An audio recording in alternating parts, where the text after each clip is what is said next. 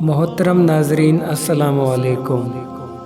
جب سیدنا عمر رضی اللہ تعالیٰ عنہ پر حملہ کیا گیا تو ان کے لیے دودھ لایا گیا۔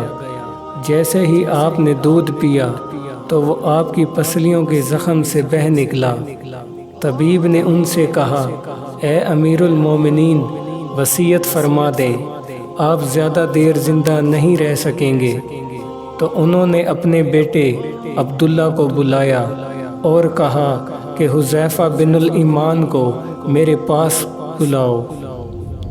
حذیفہ بن الیمان حاضر ہو گئے۔ یہ وہ صحابی ہیں جنہیں نبی کریم صلی اللہ علیہ وآلہ وسلم نے منافقین کے ناموں کی فہرست عطا کی تھی، اور ان ناموں کے بارے میں اللہ پاک، اس کے رسول صلی اللہ علیہ وآلہ وسلم اور حذیفہ بن الیمان کے علاوہ کوئی نہیں جانتا تھا۔ حضرت عمر نے پوچھا جب کہ خون ان کی پسلیوں سے بہہ رہا تھا کہ اے حذیفہ بن الیمان، میں آپ کو اللہ کی قسم دے کر کہتا ہوں، کیا اللہ کے رسول صلی اللہ علیہ وآلہ وسلم نے میرا نام منافقین کے ناموں میں لیا ہے یا نہیں؟ یہ سن کر حذیفہ بن الیمان کی آنکھوں سے آنسو جاری ہو گئے اور فرمایا، یہ میرے پاس رسول اللہ صلی اللہ علیہ وآلہ وسلم کا راز ہے جو میں کسی کو نہیں بتا سکتا۔ آپ نے پھر پوچھا، خدا کے لیے مجھے اتنا بتا دیں، اللہ کے رسول صلی اللہ علیہ وآلہ وسلم نے میرا نام شامل کیا ہے یا نہیں؟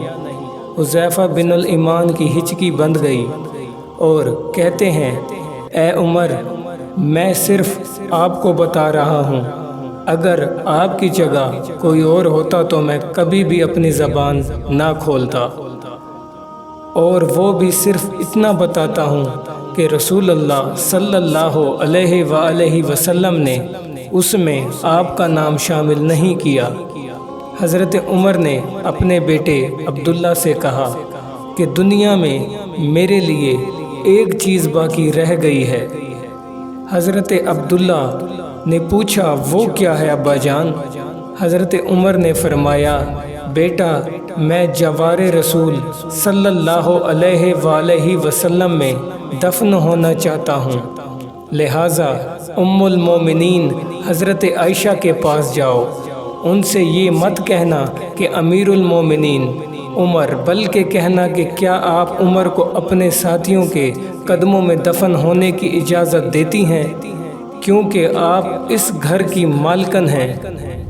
تو ام المومنین نے جواب دیا کہ یہ جگہ تو میں نے اپنے لیے تیار کر رکھی تھی، لیکن آج میں اسے عمر کے لیے ترک کرتی ہوں۔ عبداللہ ابن عمر شاداں و فرحاں واپس آئے اور عرض کی، اجازت مل گئی ہے۔ عبداللہ ابن عمر نے دیکھا کہ حضرت عمر کا رخسار مٹی پر پڑا ہوا ہے، تو انہوں نے آپ کا چہرہ اٹھا کر اپنی گود میں لے لیا۔ حضرت عمر نے اپنے بیٹے کی طرف دیکھا اور فرمایا کہ کیوں تم میرا چہرہ مٹی سے بچانا چاہتے ہو؟ عبداللہ ابن عمر نے کہا، ابا جان، لیکن حضرت عمر نے بات کاٹتے ہوئے فرمایا کہ اپنے باپ کا چہرہ مٹی سے لگنے دو، بربادی ہے عمر کے لیے اگر کل اللہ پاک نے اسے نہ بخشا۔ حضرت عمر نے اپنے بیٹے کو یہ وصیت فرما کر موت کے آغوش میں چلے گئے، اے میرے بیٹے، میری میت مسجد نبوی میں لے جانا اور میرا جنازہ پڑھانا، اور حذیفہ بن الیمان پر نظر رکھنا، اگر وہ میرے جنازے میں شرکت کریں تو میری میت روضہ رسول صلی اللہ علیہ وآلہ وسلم کی طرف لے جانا، اور میرا جنازہ روضۃ الرسول صلی اللہ علیہ وآلہ وسلم کے دروازے پر رکھ کر دوبارہ اجازت طلب کرنا اور کہنا، اے ام المومنین، آپ کا بیٹا عمر، یہ مت کہنا کہ امیر المومنین ہو سکتا ہے کہ میری زندگی میں مجھ سے حیا کی وجہ سے اجازت دی گئی ہو، اگر اجازت مرحمت فرما دیں تو دفن کرنا، ورنہ مجھے مسلمانوں کے قبر میں دفن کر دینا۔ عبداللہ ابن عمر کی نظریں حذیفہ بن الیمان پر تھیں۔ وہ کہتے ہیں کہ میں حذیفہ بن الیمان کو ابا جان کی نماز جنازہ پر دیکھ کر بہت خوش ہوا اور ہم جنازہ لے کر روضہ رسول کی طرف چلے گئے۔ دروازے پر کھڑے ہو کر میں نے کہا، اے ہماری ماں، آپ کا بیٹا عمر دروازے پر ہے، کیا آپ تدفین کی اجازت دیتی ہیں؟ ام المومنین نے جواب دیا، مرحبا یا عمر۔ عمر کو اپنے ساتھیوں کے ساتھ دفن ہونے پر مبارک ہو۔ ام المومنین نے اپنی چادر سمیٹی اور روضہ رسول صلی اللہ علیہ وآلہ وسلم سے باہر نکل آئیں۔